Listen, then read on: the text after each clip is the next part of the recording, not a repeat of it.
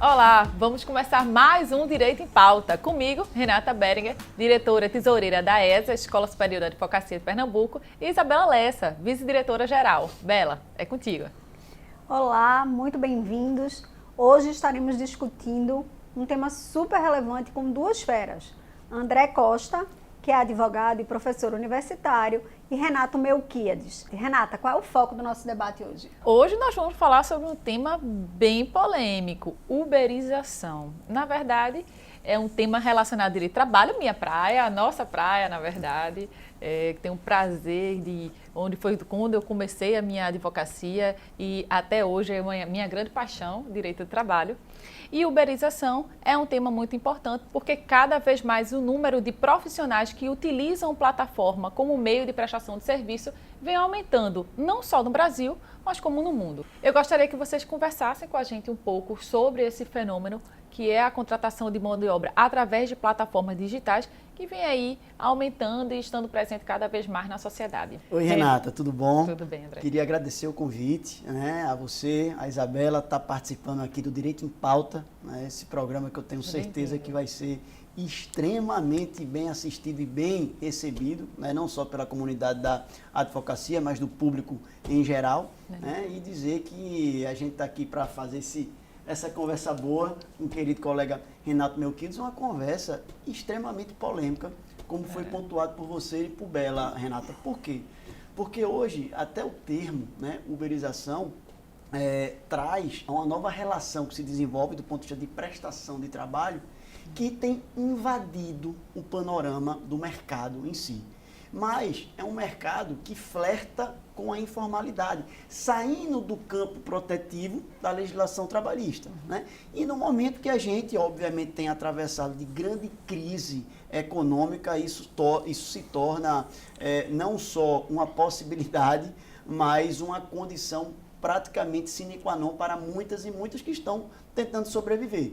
Detalhe que esse tipo de debate é importante, Bela, a gente registrar, que não é algo restrito só ao Brasil, Renato? É um debate que foge os parâmetros local, atingindo não só o mundo, vamos dizer assim, ocidental, tudo para ganhar um debate bem mais amplo. Por isso que a gente vai ter muita coisa boa para conversar hoje.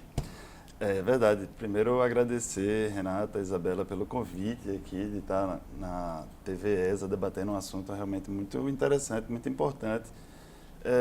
O número de trabalhadores, digamos assim, envolvidos nesse tipo de atividade cresce muito. É verdade que existe, digamos assim, um desafio muito grande em relação à regulamentação, proteção dos direitos desses trabalhadores que prestam uma atividade, um serviço que é muito importante, eu diria, hoje em dia. Ninguém imagina mais viver, por exemplo, sem a comodidade dos serviços que são prestados por esses trabalhadores, como em contrapartida é importante, assim, não é querer fazer um contraponto não, porque tudo que foi dito e tudo que se diz muitas vezes é verdade realmente em relação à necessidade de se avançar uma legislação protetiva, mas é importante perceber que o grande fenômeno, talvez por trás assim desse trabalho engajado por meio de plataformas, etc., esse trabalho que conecta o prestador de serviço direto com a demanda de seus serviços por meio de tecnologia, esse trabalho, essa tecnologia, ela permite que uma massa muito grande de trabalhadores que ocupam uma posição que é chamada do desemprego estrutural, a gente estuda muito sobre isso, quem gosta do mundo do trabalho sabe que já há 3, 4 décadas existe um fenômeno crescente que é chamado de desemprego estrutural, ou seja, não existe posto de trabalho para todo mundo no mundo de hoje. É fato, existe 10, 15% das pessoas que não têm. Essas pessoas procuram. A gente vê muito aqui no Brasil, no meio da rua, o pessoal tentando gerar demanda de trabalho para si próprio. Vendendo no sinal, fazendo malabares, tentando gerar demanda para si.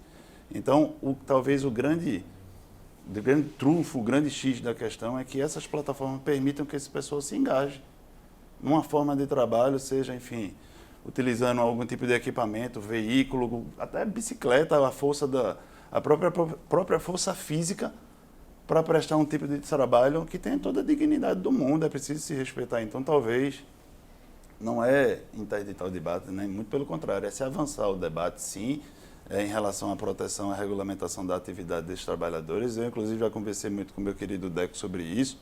Para mim, a Constituição Federal ela prevê uma série de direitos, não é para empregados, é para trabalhadores. Tanto que o artigo 7º da Constituição, quando ele fala de direitos fundamentais, ele diz que são direitos fundamentais dos trabalhadores urbanos e rurais, etc. Ele não fala dos empregados. É isso, exatamente. Então, assim, talvez é preciso pautar, a partir daí, dos direitos fundamentais, um debate para que esses direitos fundamentais alcancem, né, esses trabalhadores, mas que também se reconheça, digamos assim, o grande mérito que é proporcionar um trabalho digno, digamos, uma fonte de renda para quem está ocupando uma posição de desespero ali, de não conseguir um emprego melhor, entendeu? Seja momentâneo, seja como fonte de renda permanente, são situações tão díspares, né, assim, dentro desse universo. Você tem aquele, enfim, é meu projeto de mestrado, o Deco acompanha que ele está fazendo doutorado lá na Federal, a gente estudou junto e discute muito sobre isso, então eu fiz algumas entrevistas antes da pandemia com esse pessoal. Então, tem um policial que trabalha 12 por 36 e naquele dia de folga ele trabalha dirigindo o carro, entendeu? Então, ele tem uma segunda fonte de renda por meio disso. Como tem aquele camarada que na crise foi demitido e para não ficar parado tem lá uma oportunidade de fazer determinado serviço.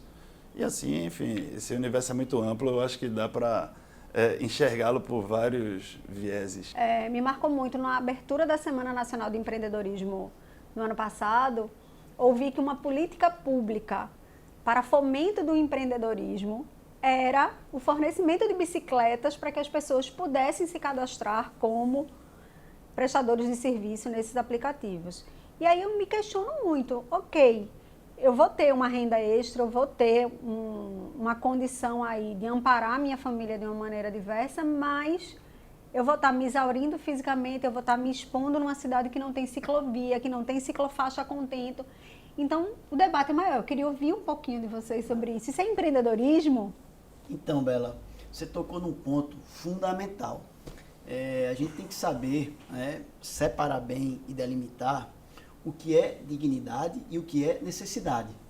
A gente não pode falar, no momento atual, principalmente de grave crise, né, e até com um agravamento, como o Renato trouxe, desse desemprego estrutural, né, dentro de uma nova dinâmica tecnológica, né, falar ou pensar que talvez isso seja adequado e que tem que ser assim, porque é a nova dinâmica de mercado, já que não tem, ele está pelo menos ocupado fazendo alguma coisa. Veja, a gente não pode confundir essa necessidade dele sobreviver com aquilo como deveria ser. E o direito surge, né, exatamente para isso, Renata, para tentar regularizar, né, trazer uma estrutura civilizatória nessa relação. O direito do trabalho, enfim, é uma das áreas que vive exatamente para equilibrar esse tensionamento, né, que existe social. A gente sabe, né, que começa principalmente pós-revolução industrial, e aí vem se conquistando alguns direitos, né, diante, né, não da simples concessão, mas do próprio tensionamento. E o direito veio exatamente para equilibrar essa possibilidade, né, de ter uma estrutura social em que se adequasse o mínimo possível ou que se dá para poder se andar para frente.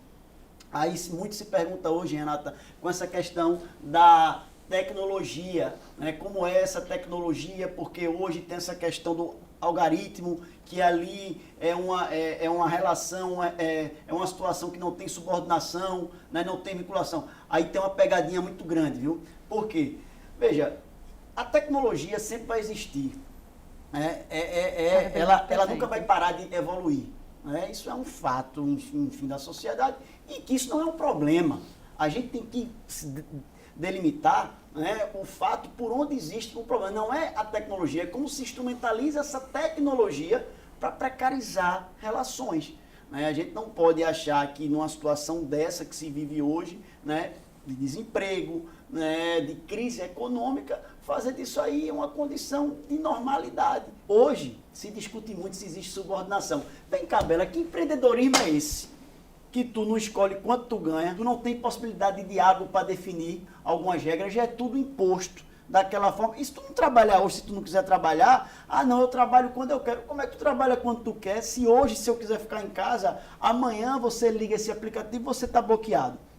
Então, existe aí, obviamente, algo impositivo, imperativo, de um lado, e que, obviamente, né, é uma nova condição de subordinação que a gente não pode deixar de ver ou camuflar por conta da tecnologia, até porque o problema, Renata, Bela, não é o algoritmo. Por trás do algoritmo tem um interesse, poder econômico, de alguém que controla aquilo ali.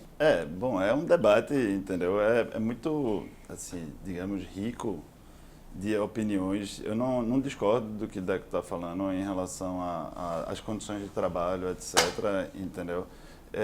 Em relação ao assunto que você trouxe, Isabela, sobre empreendedorismo, eu acho que empreendedorismo é uma virtude, entendeu? Não é defeito. Entende? E eu digo assim, isso porque a gente passou 30, 40 anos, até a década de 60, 70, 80, produzindo fartos estudos sociológicos que criticavam o emprego, entendeu? A subordinação. Não estou dizendo que o trabalhador de aplicativo ele não precise trabalhar. De uma forma ou de outra, todos nós precisamos trabalhar. A gente vive numa sociedade capitalista que exige de todos nós isso. E assim, eu acho que o perfil empreendedor, no sentido de querer desenvolver uma atividade, ter um sonho, querer perseguir de repente, e se esse trabalho por meio de aplicativo for até uma redundância, mas plataforma para um desenvolvimento de um sonho, de busca no sentido de empreendedorismo, perfeito. Agora, o que existe talvez é uma cultura exagerada, um culto exagerado ao empreendedorismo, e me marcou muito uma foto que eu tenho no meu celular que eu tirei, inclusive até comprei essa foto que eu paguei, pedi licença à pessoa e paguei pela foto, de um menino que estava na rua, era, na verdade um jovem que estava na rua, era um jovem adulto, que ele estava dizendo lá que ele era empreendedor, que ele estava vendendo uma paçoca e uma caneta Bic por tipo R$3, e que o lema era esse, era começar pequeno e sonhar grande. E aquilo ali, entendeu? Como permeia, de repente, não é toda a sociedade. Então, isso tem base, né, sociológica, isso tem tudo que se discute em relação a isso. Mas, assim, fazendo talvez trazendo uma nova, assim, um outro ponto de vista, é que eu acho que não é que eu discorde do valor que é dado ao empreendedorismo, eu acho que é realmente uma virtude, persigo isso na minha vida, enfim. Mas eu discordo da desvalorização do trabalho, entendeu? Porque eu desafio qualquer um, basta olhar ao nosso redor aqui, tudo é fruto de trabalho, entendeu? Nós trabalhamos, então o trabalho ele é elemento central na vida de todos nós como pessoas, entendeu? Que vivemos em sociedade. O homem sente necessidade de trabalhar desde o momento que se faz homem. Não é isso, professor Deco? Então, a gente precisa valorizar o trabalho e valorizar esse tipo de trabalho também, que é prestado por meio de aplicativo, porque daqui a pouco a gente vai viver numa sociedade que esse trabalho vai fazer falta. Porque a gente hoje já está aqui na nossa porta, na verdade já vem invadindo a nossa vida, inteligência artificial, automação, drones para fazer entrega, porque daqui a pouco não, talvez. Entendeu? Já há diversos livros de futurologia, etc., que especulam um futuro sem trabalho. Isso. Entendeu? Que inteligência artificial, robotização, automação, que daqui a pouco não vai ter espaço para todo mundo. Se hoje o desemprego estrutural é de 10%, 15%, daqui a pouco vai ser de 50%. Entendeu? Então é preciso realmente, primeiro, valorizar o trabalho como um grande agente transformador da sociedade, sem dúvida alguma. Entendeu? Grande agente transformador das pessoas também, sem dúvida alguma. E se pensar seriamente numa sociedade que daqui a pouco não haverá realmente trabalho para todo mundo mesmo. Há diversos... Ou seja, esse não é um medo só da advocacia. Se a advocacia vai acabar... Tem um dado de um estudo muito interessante, viu, Renato? De que cerca de mais de 80% das ocupações hoje no Brasil serão seriamente modificadas ou extintas. Entendeu? Isso é uma realidade de estudo de campo. 80%. E como compatibilizar isso com dignidade? Eu vou dizer um dado até bem interessante para complementar vocês. Desculpa estar interrompendo, André. Mas tem um ponto. Eu trabalhei em uma empresa de tecnologia na pandemia. E veja como o cenário, um caso assim prático, real. E o que foi que aconteceu? Em várias empresas de tecnologia aqui no estado de Pernambuco, super desenvolvido, tem muitos estudantes de tecnologia, a gente tinha uma mão de obra, pagava X para aquele funcionário, de repente veio a pandemia e todos estavam na mesma situação, trabalhando em casa. E aí eles começaram a ser assediados por empresas como General Motors e outras grandes empresas do mundo. Não, a gente vai trabalhar, você vai trabalhar para a gente, para a GM, vai receber em dólar, em euro, o que for, tanto você vai continuar na sua casa sem problema nenhum. A hora que você quiser, você presta aquela atividade e está tudo certo. A pergunta eu quero que vocês passem a opinião de vocês mesmos. Essa leitura que vocês fazem do mundo, do universo do trabalho. Existe uma tendência, uma necessidade do homem viver sem essa vinculação de subordinação do nosso conceito de emprego, na natureza de vínculo atual, que tem que ter a subordinação. É uma tendência, sim, à subordinação, há uma falência do conceito da relação de emprego ou há mais uma necessidade da precarização do trabalho. E aí? São os dois juntos? O que é que vocês acreditam? Eu acho a mudança ou a precarização? Eu acho que hoje existe a gente vive uma crise existencial, né? Do ponto de vista com a palavra emprego. Existe um rechaçamento, um receio muito grande. Todo mundo, né, quer ser empreendedor, ninguém quer, às vezes, parece que dizer que é empregado gera algum tipo de, como você disse, algo que está fora de um parâmetro, fora de eixo, fora da ordem, como diria Você acha? Caetano Veloso. Eu tenho o sentido contrário, que todo mundo quer um emprego. Não, veja, com essa, depende da perspectiva, né? Nessa condição que a gente está falando hoje, nesse mercado de plataforma, né? Se você for falar, não, você acha que tem vínculo, mas tu trabalha... Não, eu sou empreendedor. É nesse sentido, entendeu? Ele não consegue mensurar o que passa, né, dentro daquela lógica. E, enfim, eu acho que empreendedorismo, sinceramente, passa muito além dessas relações que se tem hoje. A gente tem que dar o nome certo para as relações certas, e isso não é empreendedorismo, né? Você achar que pedalar 40 km por dia, né, para ganhar R$5, tendo que pagar sua bolsa, não tendo direito a nada, isso é algo indigno, isso é um empreendedor, é a gente fugir até de um senso de realidade, né? E a gente tem que começar a ver quais são os parâmetros. Eu não sei se essa questão, por exemplo, Renato, você falou de subordinação, sinceramente, a minha opinião quanto a isso é que o que as pessoas buscam, eu não tenho nenhum receio, ou tipo de saudosismo de querer ser como sempre foi uma carteira de trabalho. O que as pessoas querem, como eu quero, acredito que você quer, Isabela, todo mundo que está aqui, né, é ter dignidade naquilo que presta. Se você presta um trabalho, obviamente, você quer ter um reconhecimento, não só salarial, mas de condição, do que aquilo gera para você, né? Inclusive, a própria Previdência e Seguridade surgiu exatamente daí, quando na Alemanha, no final do século XIX, né, o primeiro-ministro começou a perceber que as pessoas morriam muito cedo, sem nenhum tipo mais de perspectiva, quando não aguentava mais ser mão de obra, né, força de trabalho. E eu acho que é isso que a gente tem que pensar para que a gente não esteja vivendo tecnologia do século XXI com problemas do século XIX. Bom, assim, como, digamos, mensagem, né, de encerramento, encaminhamento, digamos assim, eu acho que a gente está diante de uma oportunidade. Está diante de uma oportunidade, porque desde a época da invenção da primeira ferramenta conhecida, qual foi? A roda. Entendeu? Que o ser humano desenvolve, digamos assim, ferramentas, equipamentos para diminuir o seu esforço físico. A lógica de uma escada, por exemplo, é essa, porque partir daqui para cá, então você divide o esforço. O ser humano busca o tempo todo, digamos, tecnologias antes rudimentares, hoje super modernas, para diminuir. Então, as tecnologias estão, talvez, nos trazendo diante de uma oportunidade de que reduzir talvez a carga de trabalho necessária para todos, ter uma renda digna e sobreviver, seja um caminho. Há estudos muito interessantes. Na Alemanha já se tem sindicato, um sindicato grande, negociando acordo coletivo de 28 horas semanais de trabalho, sob a lógica que não tem trabalho para todo mundo, tem que dividir o que existe pela metade, para poder se trabalhar mais gente. Domenico De Masi, que é um sociólogo italiano, conhecido muito pelo aquele livro que se chama de autoajuda, né, que é Ócio Criativo, ele tem uma tese muito interessante, que é desenvolvimento sem trabalho.